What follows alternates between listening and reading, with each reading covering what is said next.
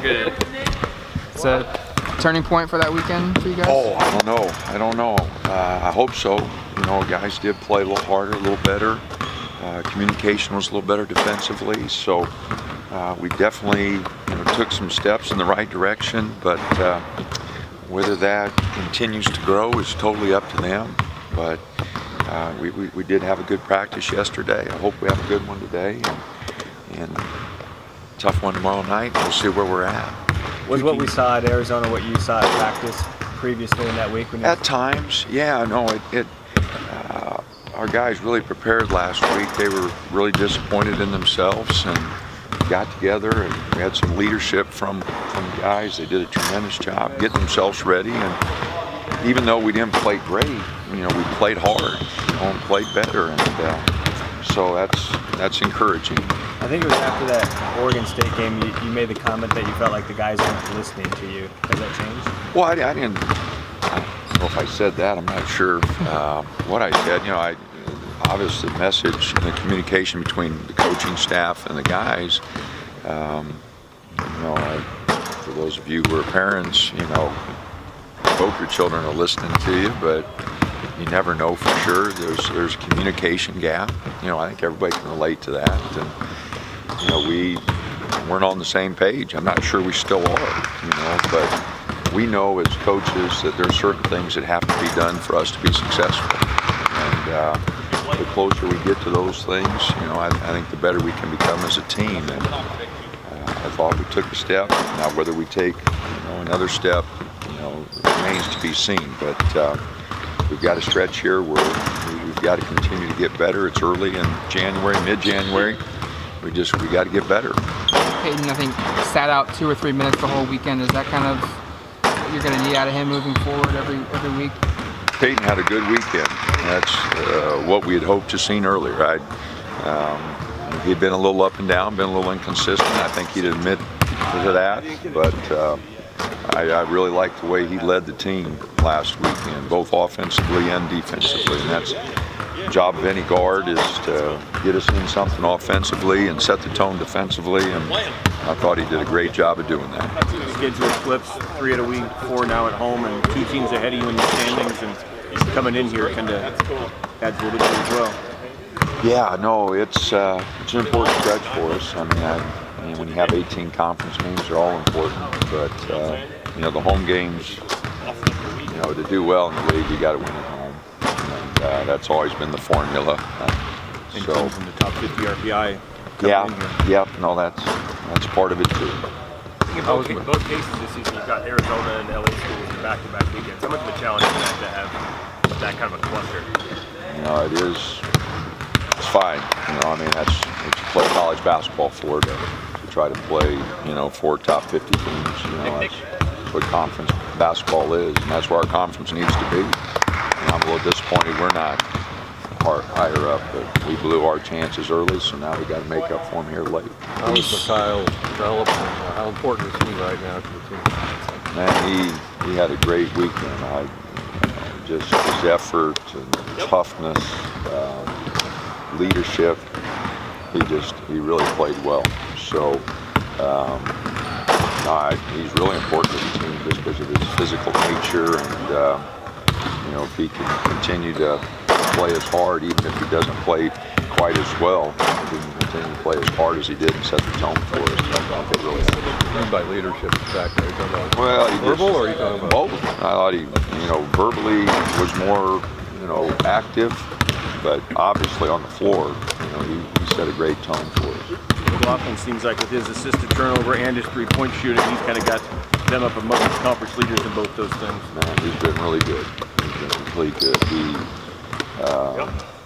handling the ball, their ball movements, very good.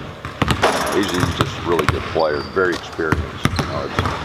We ran into experienced guards against Arizona State, and now his experience, their whole team, they've been together now, but Boatwright, you guys have been together for a while, and because of that, they're really solid.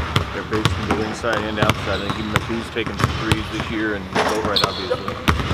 Yeah, no, Boatwright, really, I think he's taken the most threes in conference play maybe for the year for him. He's take threes. And, Matu, he's just unbelievable athlete.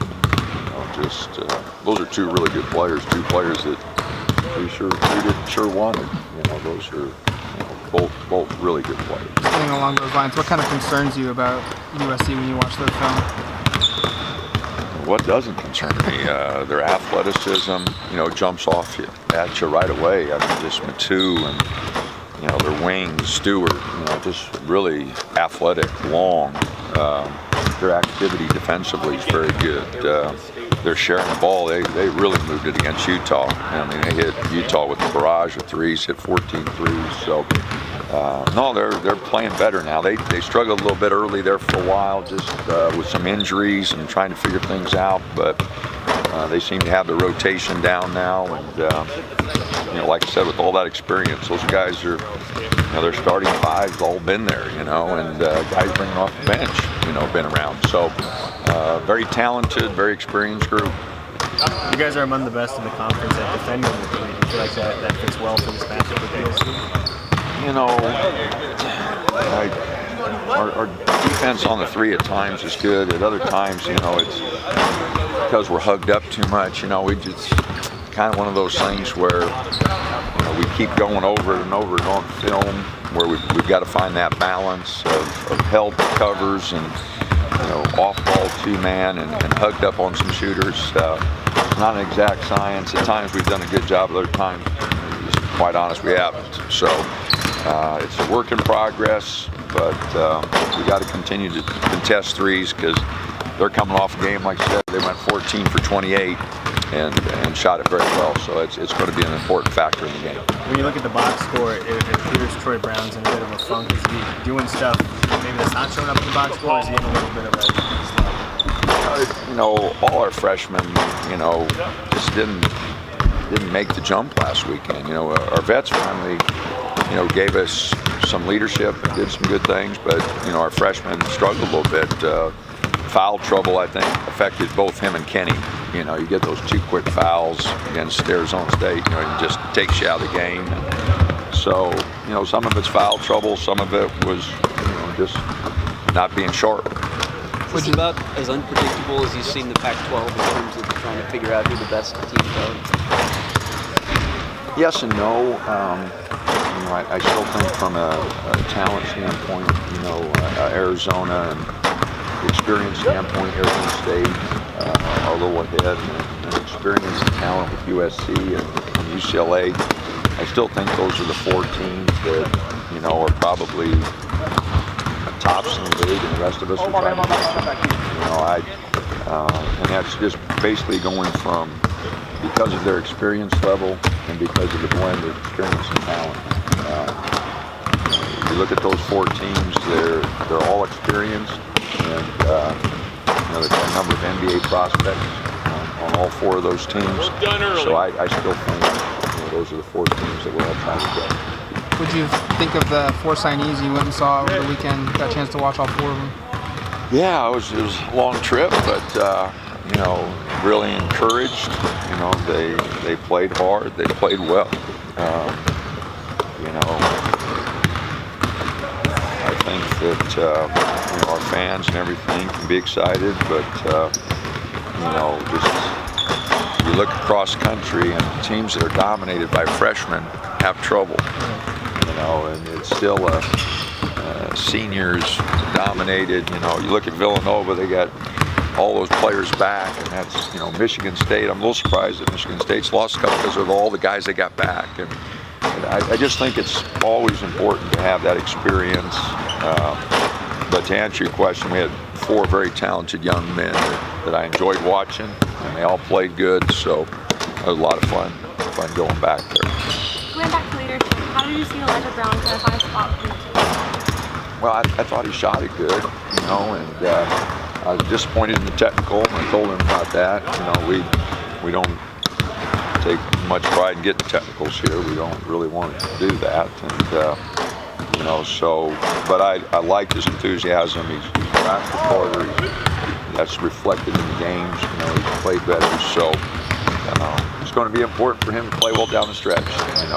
He's a very good shooter, and he's trying to do everything we want defensively. So I sure hope that he can finish strong. So I think that's really important. Thanks, Coach. All righty.